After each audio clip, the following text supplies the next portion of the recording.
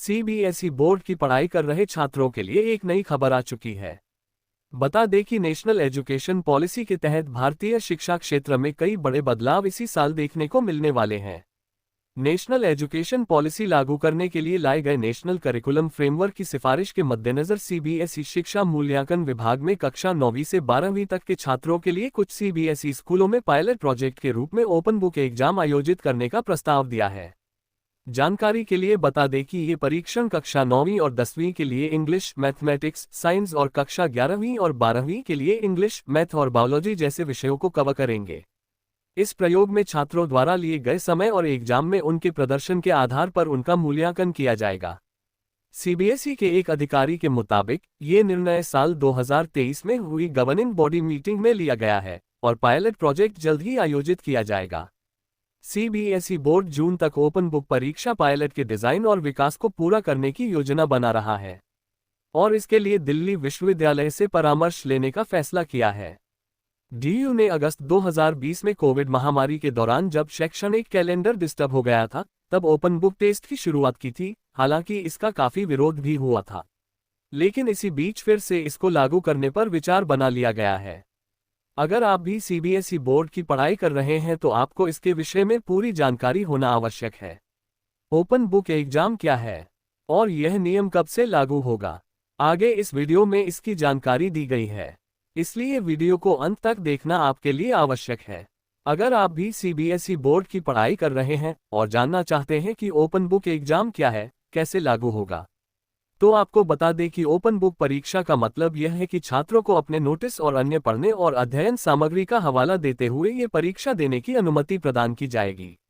मतलब कि एग्जाम दे रहे छात्र बुक और नोट से आंसर खोजकर लिख सकते हैं।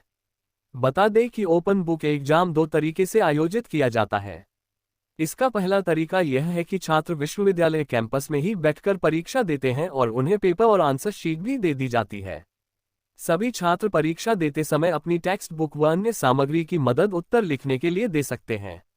बता दें कि इसके पहले दिल्ली यूनिवर्सिटी ने जब कोविड-19 महामारी आई थी तो उसके दौरान शैक्षणिक कैलेंडर डिस्टर्ब हुआ था, तब इस नियम को लागू किया गया था।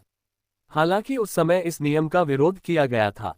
बता दें कि ऐसी परीक्षा छात्रों के ज्ञान का नहीं बल्कि छात्रों की विषयों की समझ का मूल्यांकन करने की एक नई पद्धति बनाई गई है, जो पारंपरिक बंद किताब प्रारूप के विपरीत खुली किताब परीक्षाएं छात्रों को प्रश्नों का उत्तर देते समय स्टडी मटेरियल, नोट्स और अन्य उपयोगी स्रोतों का संदर्भ लेने की अनुमति देती है।